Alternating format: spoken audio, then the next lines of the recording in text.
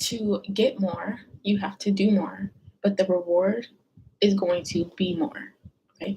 So when you are trying to get something in life and you want it to be bigger and better and more extravagant than anything you've ever received before, you have to not only give up what you're currently doing to make space for what's going to come, but you also have to prepare yourself for the fact that it's more work. But it's not more work in the way of like your current self, like it's too much work for the current you. It's going to be the same equivalent of work that you're currently doing, just at a higher level, right? So if I'm a bodybuilder and I go to the gym 5 times a week and I lift 300 pounds, right? That is hard work for me because that's my cap. That's kind of like where I max out, right? That's my personal record. But if I'm a bodybuilder and or not a bodybuilder, but I'm just a regular gym goer and I can only lift 45-pound dumbbells, that is my current hard work. But at some point, it's going to transfer over to, if of course, if you want to be the bodybuilder, it'll transfer over into lifting those 300-pound weights. Now, as a person that's going to the gym, you're never going to be able to do that. If you're just going or just starting, you're never going to be able to walk in there and lift 300 pounds. But the problem is you think that by the time that you get to that point that you won't be stronger. No. By the time you get to your next desire, you will be strong enough for that desire. And so that's why I say with bigger with the bigger things you want, the more things you want, the more it'll require of you, the harder it'll be, but the reward is much bigger. So if I have a desire in my heart, I don't know what it's going to take to get there. And one of my main motivations for making this video is to you need to remember that you prayed for something. So when things aren't working out, they're not working out so that your desire can work out for you. Okay, and that's why also be careful what you pray for because you will get it. And when your life starts to fall apart, literally at an instance, don't run away from those things. Actually start to engage and be happy that these things are falling apart. Like, because those things are what's going to bring you to your next level up. And there's nothing that you go through that is just happening just to happen, or that you cause to happen, or you're blocking your manifestation or blocking your desire and these things are happening instead. That's a really terrible way. And I think I shared about this early on in my channel, but that's like not the best way to think about it, because if you think about it in that way and you just choose to live that way, that means for the rest of your life, you're going to have these same thoughts and ideas that you like anytime you go through something hard, it's against you. And what's really great is to start forming a like one of the main habits I would really recommend everybody have is like a self trust like document, or like a self trust routine, or just a self trust like thing that you have a strategy for your life. Because whenever bad things happen to you, you can refer back to that list and say, okay, how do I not know it's not happening for my good? How do I not know this thing isn't as good as the thing I want? How do I know that this thing isn't being pulled out of my life, or I'm not going through all this hard work to get a great reward? You don't know. And so if you have that mindset in place, every time something happens that's not in your greatest desire, you're going to see it as, oh my gosh, this thing is getting me closer to my desire. This thing is amazing. And and then you're going to realize once you get out of the mindset that bad things are happening to you, or that your things are happening in the way of your manifestation, like things are happening because you're not manifesting right and things like that. Once you get out of that mindset and you realize that regardless or not, you just get to live life. And when you're living life, things are going to happen, things are not going to happen inevitably. And those are all counting towards your manifestation, the positive and the negative, the good and the bad, the sad and the happy, the ugly and the bad, all of it count. Okay. And so you have to really reshape your mindset to be like, okay, think of the last thing bad that happened to you, and then think about how much stronger it made you for something else you currently have, or how much it changed you as a person to be able to hold the manifestation that you currently have. You're living, you're living a desire, you're living a manifestation you once had in your head, and now it's all working out. But sometimes things have to not work out the way you want them to for them to work out the way you need them to. So let's just say you go to the store and you pick up something that you really wanted, but you bring it home and you realize that it's damaged. And then you take it back to the store and they say, "Here, we're going to give you a full refund, keep the product, like whatever." You just literally, like, you may have been praying, "I want help with money. I don't want to struggle with finances. I don't want, to have issues thinking about money. I never want to think about money again. I never want money to be a struggle for me." When you pray those type of things and then you end up in the store getting a full refund for something you get to keep, do you understand that you got the thing without having to pay for it? Or you got the thing and you were able to and like you got the thing and you were able to still keep it and you got the refund and you don't have to worry about the money. So do you understand that that money now goes back into the circulation of everything that you want for yourself to buy or purchase or whatever? Because that thing, like the actual product that you bought, was part of the desire. Part of your desire was to not worry about money. And this thing that happened, like you can look at it as like, I got a damaged product, everything's not working out for me. My manifestations never come true. I wanted this thing, but now it's damaged. Oh, does this mean my manifestation's not showing up properly? Does this mean that I'm doing it wrong? Like I bought this thing and now, I paid full price and it's broken, and doing all this complaining instead of like, okay, it's broken, I'm gonna take it back to the store. Right. So when you really learn to when you really learn to look past the things of what they are, and you look at them for what they seem, and look at them for what they are, like underlying, and you stop having all these thoughts of like doing it right, doing it wrong, whatever, like the process of trying to make your manifestations happen, you start to just live. Like I said, you're just gonna live life. And when you start to live life, you're not gonna trip over stuff like that. So when things happen like that to you, you won't second guess. You'll just be like, oh, okay, this is just part of the journey. It's damaged. Do I want it damaged or do I not want it damaged? And if I am okay with the damaged item, then I keep it. But if I want to go take it back to the store and say, hey, I purchased this and I didn't even notice it was all cracked on the bottom, and they might say no, but likely they're going to say yes because huge corporations are probably going to say yes, and small corporations are unlikely to have damaged items like that, right? So when you are going to return it, like you're not going to be thinking like, am I doing this right? Am I doing this wrong? It's returning this meaning that I don't care about money. It's returning this meaning that money isn't important to me, or returning this is making me treat money badly, or like if you think about it, the way you talk about money and the way your mind just spirals out of control when you finally start to understand manifestation, but then you're doing it in a way that's still lack-minded, your brain's going to spiral with things that you're doing right or wrong in relation to money or your manifestations. But when you're outside of that and you're literally just living, you're like, okay, this thing is broken. In the 3D world, I would probably just return this at the store. So I'm going to go do that.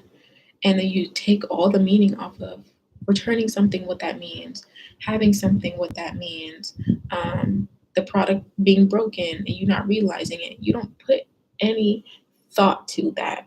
And that's something I see a lot on social media is people will come up with, ideas of things, and they'll use, like they'll have a situation with a friend, and then they'll use that as justification for like, don't talk to these type of people, don't do this, don't do that.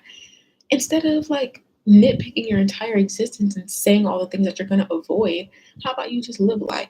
How about you have all the friends you want to, you do all the things you want to, you spend all the money you want to, you return the items if you want to, you operate in life the way you want, and you remove all meaning from all the things that could be happening, because that is going to make your manifestations take so much longer when you are so wrapped up in your mind. If you were to just live your actual life, and this is also another thing, like if you're just watching all my videos, all my channels, you're watching all my videos on my YouTube channel, and you're not taking time to actually go out into the world and manifest and live and be engulfed in your own desires, that's a problem. That really is a problem, and it's a problem because it's a big problem, because when you don't focus on the actual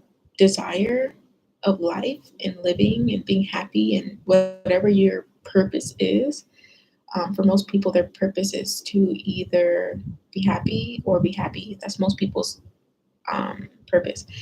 But when you really live in your purpose and you're just living, like you don't think about manifestations. You're just like, oh, okay, cool. It happened out. It like worked out that way. And so it's almost like you have a invisible written letter of desires and dreams and hopes and things that will feel good to have and be and do and experiences and whatever things you want to call in and magnetize to you. But you're living life not going towards those things.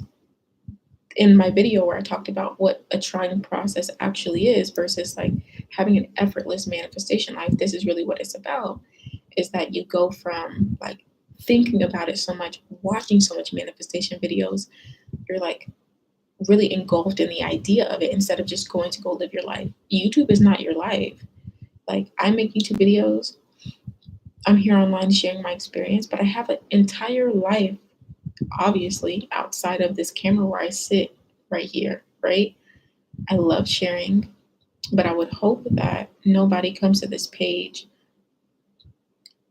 wanting results and solutions and only my answers as their solutions to life. I want you to go experience life and then come back and tell me what happened, and then we can talk about it. Like that's what this channel is for. And if you're having a similar experience, to talk about it, to tell me about it. If you're having similar thoughts, to talk about it and tell me about it. But really, I'm looking for a feedback based community. I don't want, a community of people who are going to need, I don't want a community of people who are literally just going to, you know, comment under my videos, questions, questions, questions, all these questions, because then I'm feeding you back answers. And like, I've already given everything to every answer you may have. It's already on my channel, probably, because it's really not. Life is pretty simple. But when you go out and you have a specific, nuanced experience with something and you come back and tell me about it, then we can really digest and dissect the complexities of that. And that's where the beauty lies. It doesn't lie in how do I manifest? How do I get the boyfriend? How do I get the house? How do I get this? How do I get that? It's more of taking inspired actions every single day. You watch your manifestation content if you want to, but really you're focused on living your actual life. And that's when your manifestations will unfold. A lot of people don't have their manifestations because they're not living, they're watching videos. You're trying to manifest by watching everybody else tell you how to manifest. What? Like, you're watching every single TikTok video, every single YouTube video, every single video. And if you haven't realized by now, you're not going to manifest anything if you don't get out into the world and do it. And so there's a difference between having a life where you are just engulfed in something that you think you should be doing, and there's a life where you're really actually living your life. And what you think you should be doing is watching videos and watching this and watching that, but really get in the field. Like, getting in the field is so important. I'm not sure if I talked about this in a video already, but um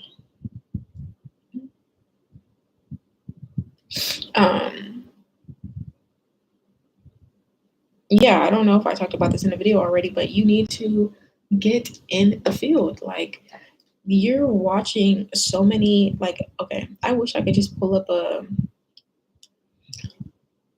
thing and just type out all these different things that you're probably doing. Like, on one side, you're watching a lot of manifestation videos instead of living your actual life so that you can literally manifest. You're watching a ton of dating advice videos and watching a ton of dating advice lives instead of going on actual dates. Computer's dying. Um, you are wanting to be a YouTuber, so you're watching videos on how to be a YouTuber instead of just posting YouTube videos. You want to be a TikToker, so you watch a ton of TikTok strategy videos. You follow all the people that teach the strategies on how to go viral, but you don't post videos. How about you start posting 3 times a day? I'm sure by the end of a month, you would absolutely know where you want to go with your content because you'll exclude so many ideas that didn't work by the end of that month. And so instead of spending 4 weeks watching YouTube or TikTok videos on how to grow on TikTok, just post and you'll figure it out. And then when you have a nuanced situation and you have an issue, I woke up feeling so sick and like congested and swollen in my throat. Hurt so bad. And yeah, so my nose is running too. And I put on my fan. Gross. I put on my fan because I'm having chills, like body chills, and I feel really hot. So, anyways, but when you, oh, let me talk about that though. So I woke up with, not feeling well. And instead of, how can I feel better? How I need to go to the store and get medicine because I'm not supposed to feel bad. I'm not supposed to have my nose running. I'm not supposed to have my throat hurting. I'm not supposed to feel like this. So, how can I feel better? Do I need to go buy ginger shots? Do I need to go buy tea? Do I need to go drink some lemon? Do I need to go like call my mom and ask her what I need to do? Like, at this big age, I still do that.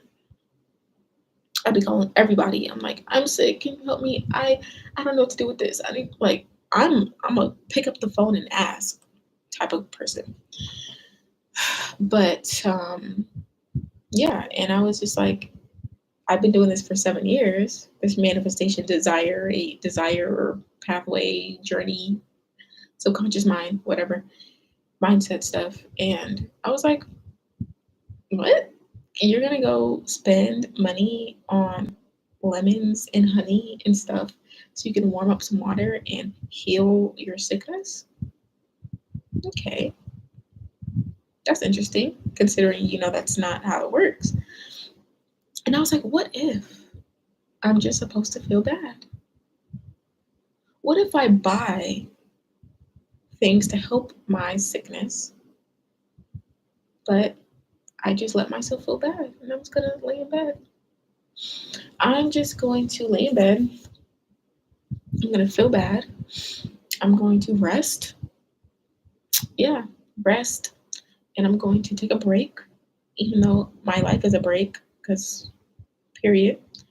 But I'm gonna actually take it slow. Now, what if I actually just take it slow? I actually really, really love taking it slow with life. So that's what I'm gonna do. And if I want to drink some tea to soothe my throat, I will. But see how it's not so like fixated. It's not so like, if I don't drink tea, I'm gonna feel worse, or like I'm not trying to escape the feeling of feeling bad or feeling sick or whatever. Like, I love the fact that I can just integrate it with my life. And the beauty of a DL or LD, which is a life design or a desired lifestyle that I talk about heavily on this channel. This is, if you want a desired life, this is the channel to watch. You get to pick what life you want so that your DL or your LD can be a realization. So when people live a life that they're not supposed to be living, aka a life that they just, I love this color on my nails. Wow. Um, when you're living a life that you aren't supposed to be living, a life that's your body's constantly rejecting, constantly going against, it's many things that could be happening, which is why nuanced experiences are so important to talk about because there's polarity to everything. But one thing that could be happening is your body is rejecting the lifestyle that you live. And I've experienced this before. The only way that you know that's actually what's happening is because that's what you feel. And so you feel like really like you shouldn't be living the life that you're living. And if you were to live your desired life, but have that same issue. So, like, okay, if you're living a life that you don't desire and you don't desire to have like certain responsibilities, but then you get really sick or you don't feel well, but you still have to do those responsibilities, you're not going to actually like the life that you're living even more. You're going to be trying to run away from feeling sick because if you don't feel sick, it makes the life that you're already living that you don't like feel better. If that doesn't make sense, rewind the video. But, or rewind that part. But if you're living a life that you actually love, when you feel sick, you're not going to run away from feeling sick because you love life. And I'm not running away from it because it's simply just a feeling. I know for a fact 2, 3 days, I won't feel sick anymore. Or 2, 3 days, I go to the doctor. 2, 3 days, I just drink tea and I watch my symptoms. And I'm not running away from it because I don't need to. There's no need to. And the beauty of not having to run away from that is because before you reach success and before you reach manifestations and desires, you're going to be feeling one way. And when you get to your desire, that feeling follows you. So if you don't have money and you feel really sad and insecure, and you just feel insecure about money stuff in general, you are going to feel that same exact insecure, unfulfilled way when you get money. Then you start to spend money to fill the void, and then you end up um, getting more responsibility, more bills, more this, more that, things you're paying, buying, whatever, because you think that's the problem. And now you have locked yourself in a loop of life that you actually don't already like. And you thought that by getting the money, you would be happy.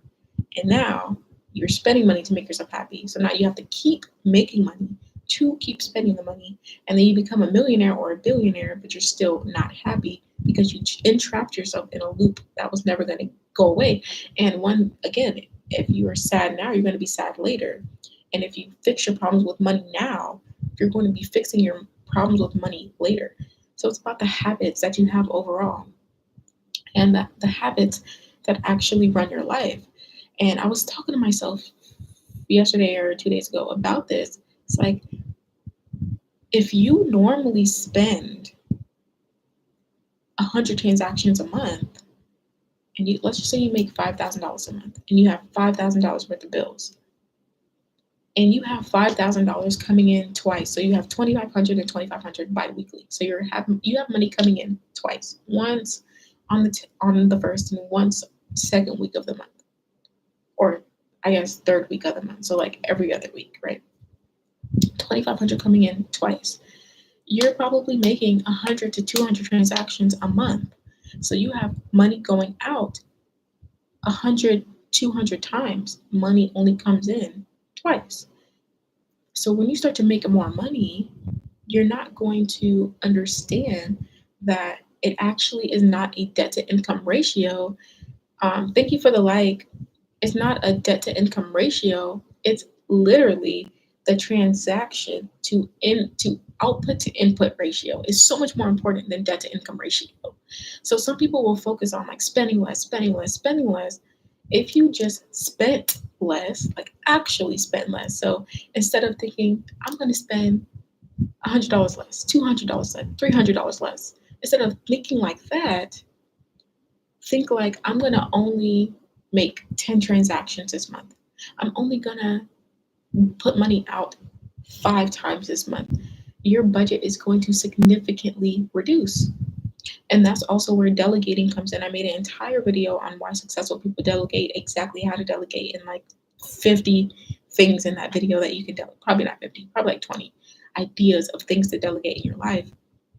Because when you learn to delegate, it also plays a part in this whole cycle. So you're putting out, because you delegated something, you're putting out less money for it over time, less transactions, less output. So, I mean, less input, right? So you're not going to be having as many interactions with that thing. So it's less energy coming out and going in regards to that thing. Now you have so much energy to focus with so many other stuff that you care about, because it actually makes sense to focus on those things. And that's really what it's about. Like you have to also, like, to tie back around, you have to make sure that when you are praying for bigger and better, that you understand your problems are going to get better. I mean, they're going to get bigger. Like, more money, more problems. Not really. More money, bigger problems.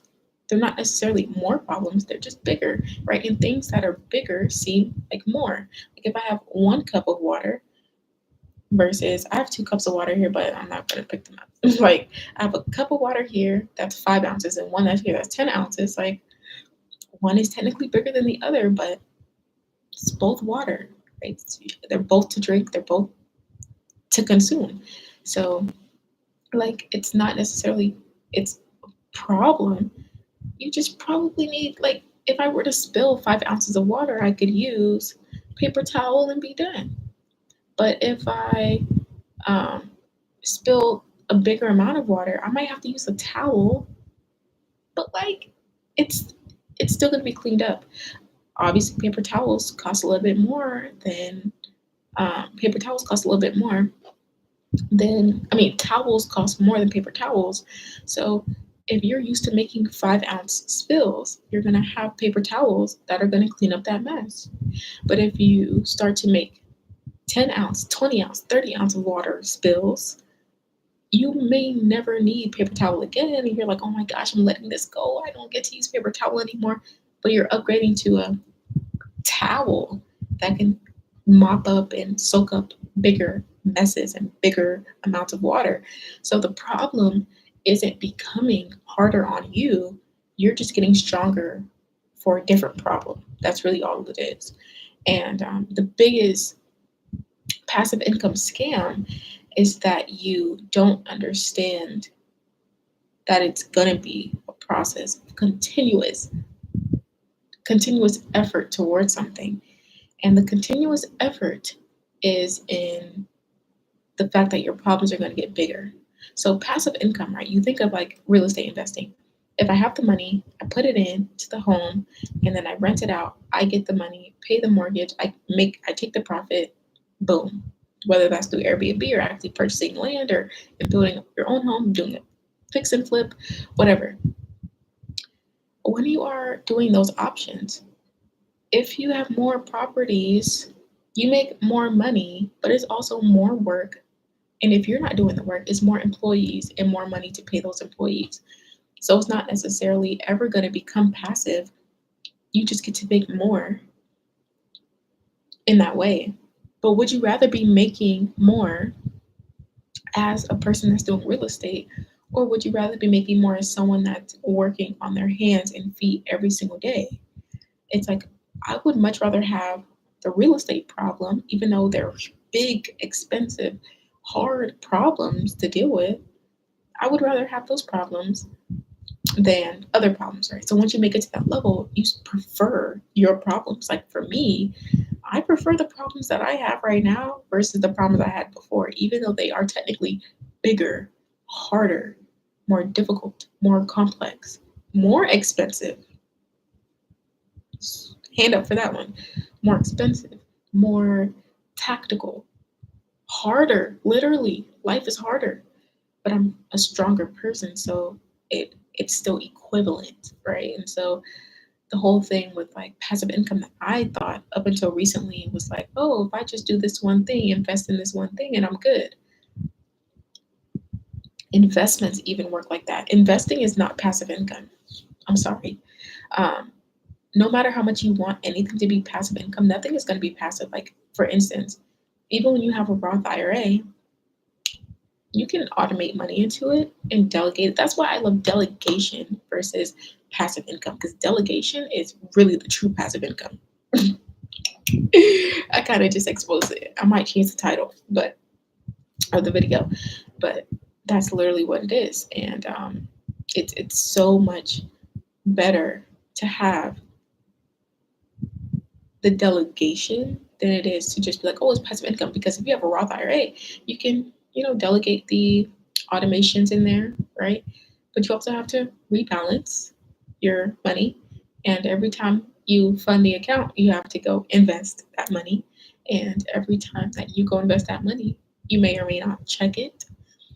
So there's so many other things you have to do. You can't just set it and forget it. Like, I was a person that was really set at one point. My LD, my life design, my DL, my desired life was set it and forget it. Like, I want to set it and forget it.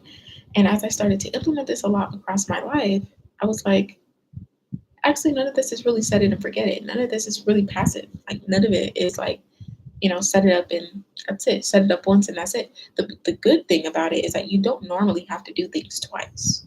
So that's where the passiveness comes from, is that it's not like every time you rent something, you're not having to rewrite the entire